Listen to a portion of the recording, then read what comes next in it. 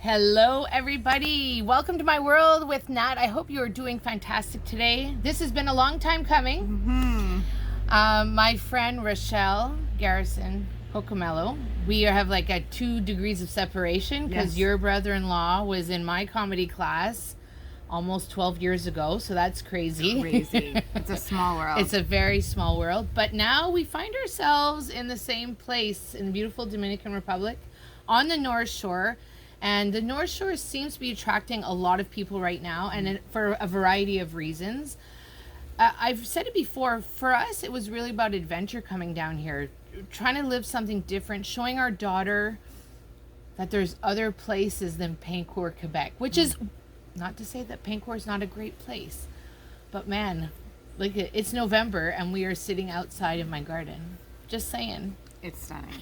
It's 38 degrees today in November. It is. So I guess I'd love to kick off.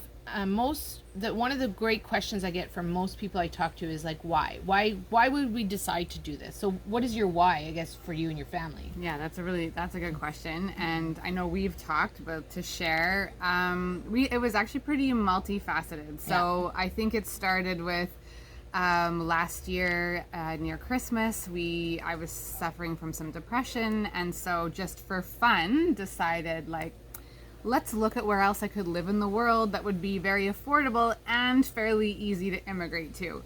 And so I just started exploring online, and in fact one of my husband's employees is Dominican, and he was the one. That's right. Yeah, I don't think it wasn't on our radar. Like, we were looking at Mexico. My husband has Italian citizenship, so we were looking into Italy, and he kept saying like, no, look at the Dominican, like, you'll love it, I promise you'll love it, so I was like, all right. And that's essentially what started us looking.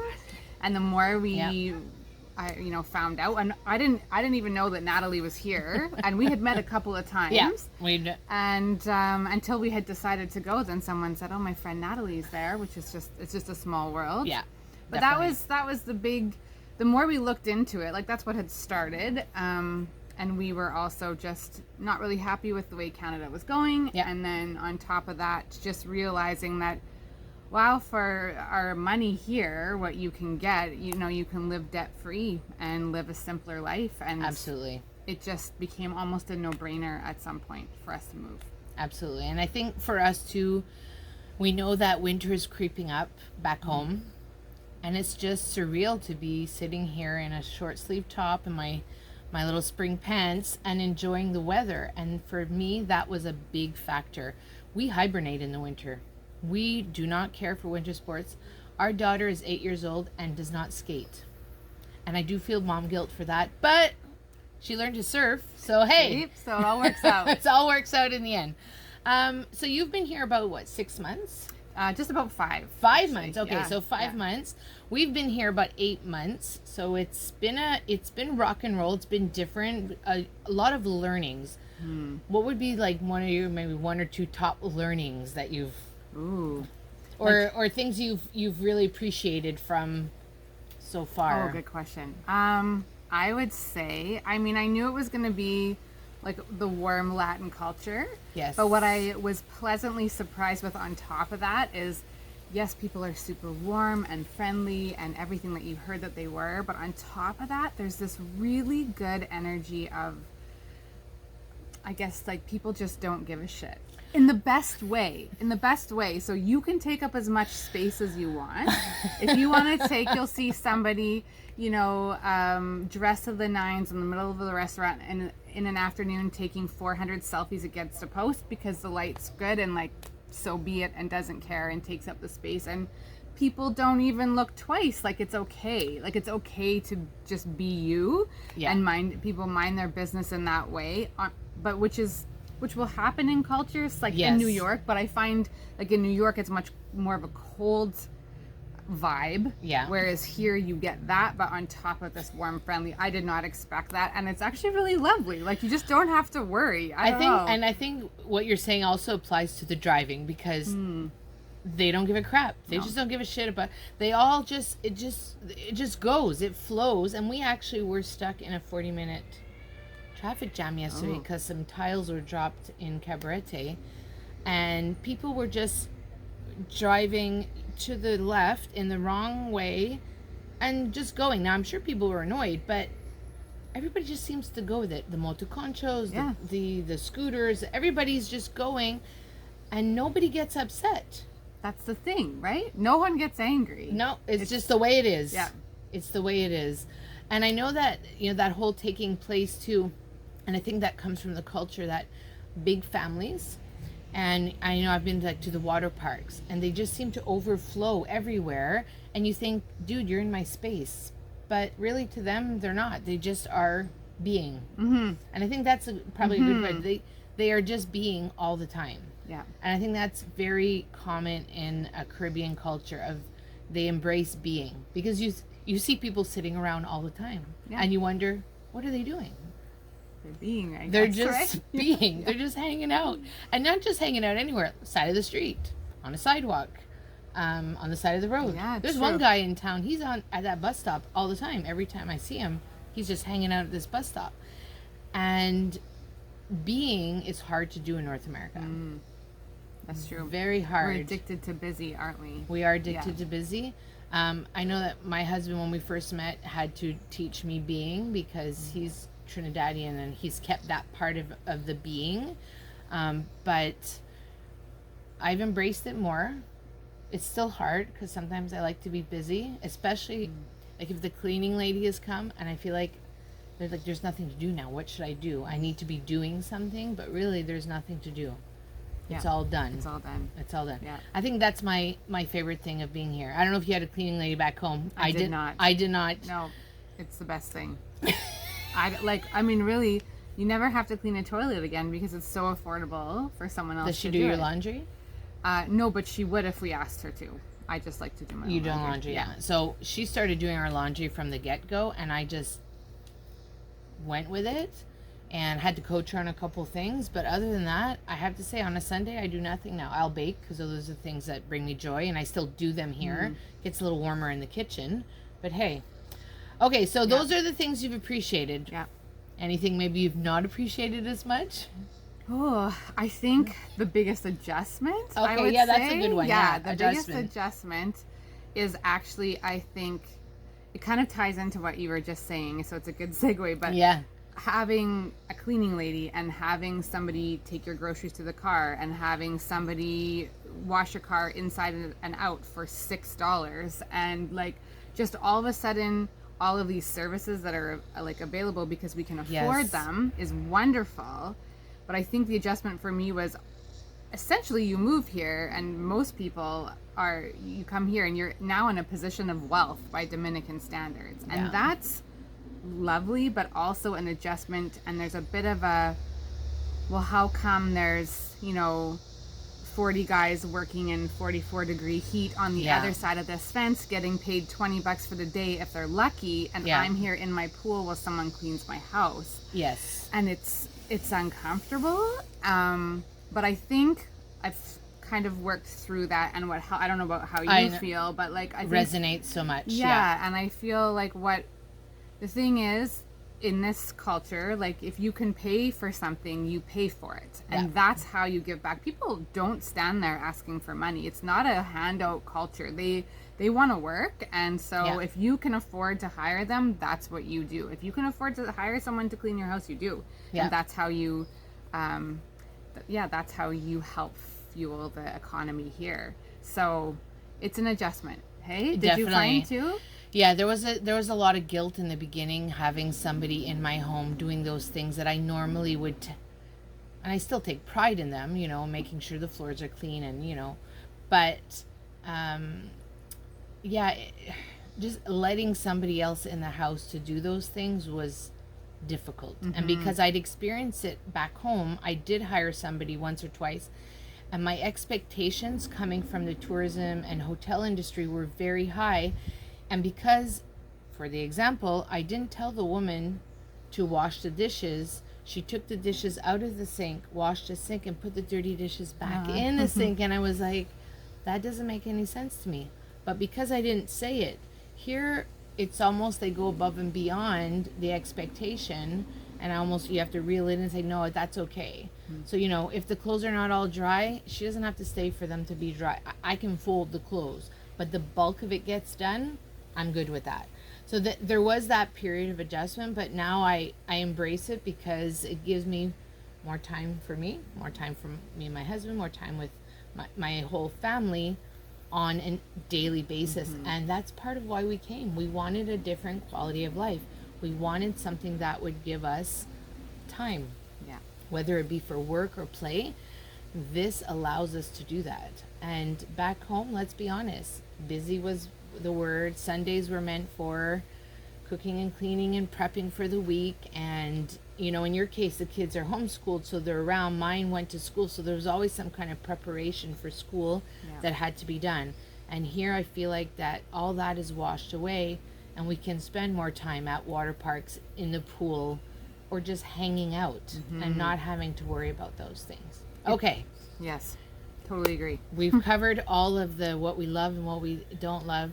Part of, you know, the move here, what were the things for you, because we chatted before you came, what are some of the key things that you were like, this is a must have for me when I move? Like when you look back and you were looking forward, what are the things that you were non-negotiables for? Like of things willing to part with? Well, maybe willing to part with, but willing that you wanted here when you arrived. Like for us, we knew we were coming here, we wanted beachfront. That was like a must, because we thought if we're going to come all this way, we want to at least experience beachfront. Yeah. So we've done that. Yeah. Check.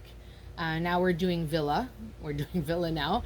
And who knows what's next. Like for my third wish right now is I think I'd like to try cabarete. I like the vibe. I feel like I'd like to be able to walk places and not have to worry about vehicles, though, you know, we want to get one sooner than later, but it's something I want to try before we decide on the place. Yeah. Yeah. What about for you? That's a good point about where to live. Yeah, I would say, I think our first one was we wanted somewhere gated. Yeah. Because we didn't know, and you can live here not in a gated community, but it generally means you'll have bars on your window. And so I was like, no, until I know the vibe of the place. I'd never been to the Dominican Republic before, so definitely and with kids, gated. with Exactly. kids, yeah. Like somewhere gated for sure.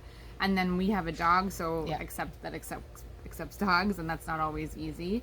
And besides that, I don't know if I had too many checklists of what I think when we buy, that checklist will be very, much more tailored. But because we were renting and we're in Casa Linda, we actually just live down the street now from Natalie. It's such a small world. And even before, we were in walking distance. Yeah, you were but 10 minutes at our away. last place. And so I think it was really helpful to try different places, or it's been helpful because the vibe is so different. So some places feel more, I feel like this place almost feels more like of a suburb kind of community feel. Yeah. The last place that we were in was a bit more resorty feeling, and you were on the ocean front with this beautiful view. And so, anyways, I'm getting off topic, but in terms of what I would, those were the big things. And then we know, like coming in, like our goal was like, okay, we want to buy land at some point and build. And so that's still on our like must-do list. But that takes a while to find and to do. Yeah. Absolutely. Yeah. So. And I think that there is this misconception that the DR is a third world country. But it is in full development, especially seeing just here on the North Coast, so much construction. I mean, I think somebody told us the other day there's like 27 properties being built right now. Wow. So you can't say not developing. And there's development everywhere. There's opportunities. So that misconception, we had to crush that one back home before we came. Healthcare was another one that was at the top of our list that we wanted to make sure. We did a lot of research into healthcare. We've actually experienced the healthcare system here now, and we can't say enough good things. Obviously, don't wish it upon anybody, but if you had to have care, I can't even think twice. Yeah. So great. They have great hospitals here. They even have a university hospital in Puerto Plata that I've only heard great things about. So that was another one that was important for us. But I think that we really, the things that we miss most from back home are probably just friends and family. Yeah. Not the stuff. No. The stuff, like, we have stuff still in storage, but I think those are the things that were the hardest ones to give up. What about you guys? Yeah, the same. Like Same, the eh? people, I'm surprised we brought 15 barrels with us because we actually, our stuff is in storage here. Yeah. And I definitely overpacked, but we just had like decision fatigue at that point. Yeah. And it's surprising though, we've dipped into 1 barrel in the 5 months that we've been Really? here. We haven't, and maybe another 2 where we just had to like grab something. Yeah, but yeah.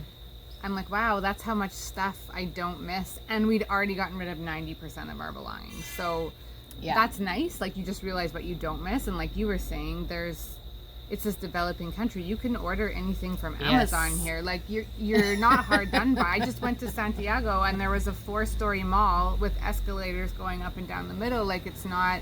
Yeah.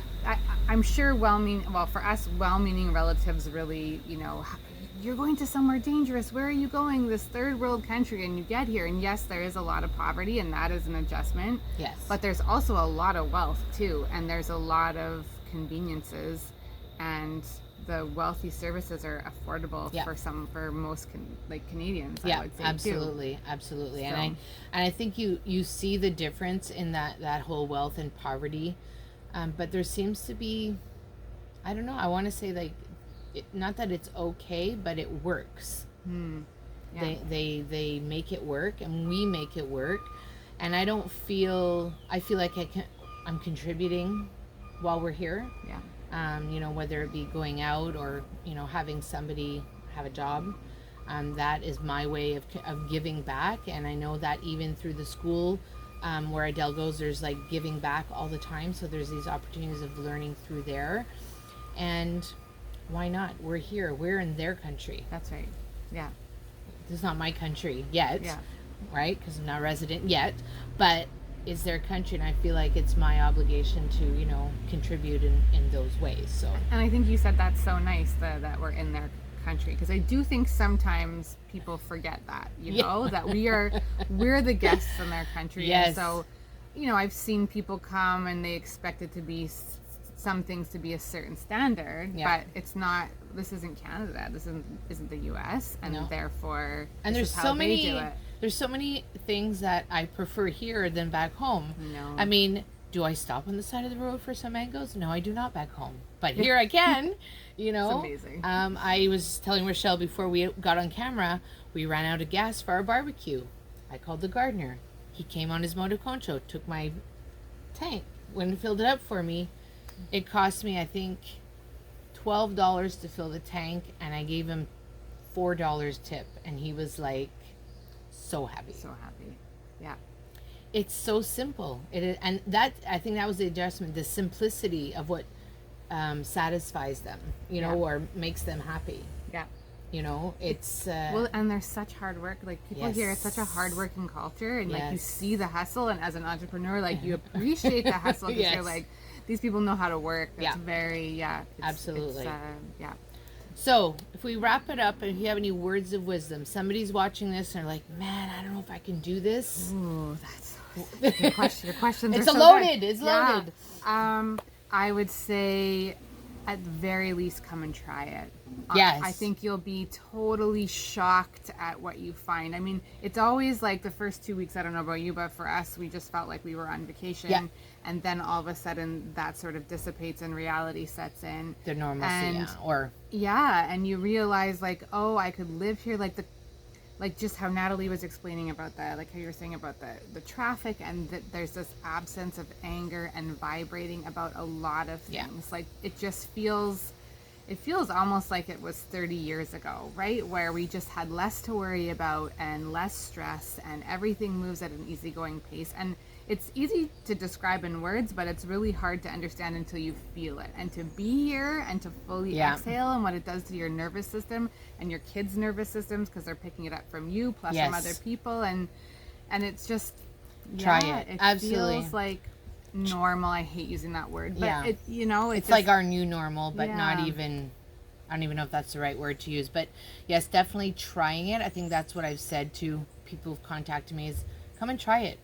And try different places, because you don't know what will work for you. You gotta find your vibe. So thank you so much for being here. Thanks for having me. It was so In nice my to little chat. garden. In my It's little beautiful. garden. Yeah, it's great. So if you have any questions for Rochelle or for myself, make sure you drop them in the comments. We'll make sure, if you've liked this video, make sure to like and subscribe to the channel. And I can't wait to see you in the next episode of Welcome to My World. See you soon.